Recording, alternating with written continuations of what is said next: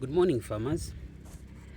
So today we just want to share with you on investing in irrigation. When you're doing onion farming, you have options whether to start with drip irrigation, as we're able to see here. So we have drip irrigation on this end, and then on this other end we have flood irrigation. Now, when it comes to comparing drip irrigation to flood irrigation, drip irrigation of course is easier to deal with, okay, but of course flood irrigation requires that you keep following up with the farm workers to ensure that they are working and then they are watering your crop, okay.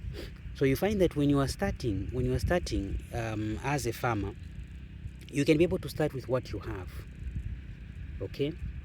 So it's not about the fancy irrigation that brings you the returns. It's about you doing the work, okay. So you can be able to do flood irrigation and still be able to get results. Our crop here on this section, we have about 2 limers which is on flood irrigation. So this 2 limers is on flood irrigation.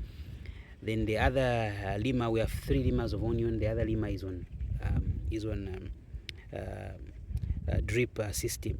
So it's about starting with what you have to get what you need.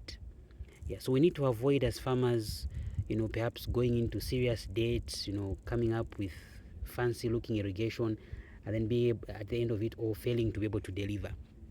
So start with what you have, with what is available.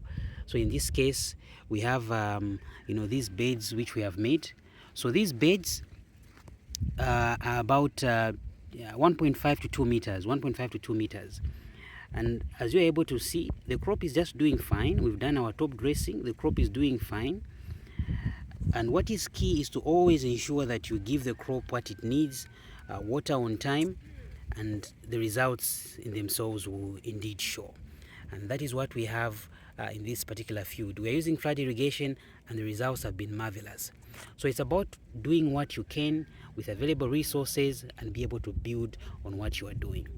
So ensure that you plant properly, okay, prepare your soil well, ensure that your beds are well protected so that you avoid water seeping out from your beds, because that in itself will also cause loss of nutrients. So ensure that the beds are raised, properly made, as you're able to see.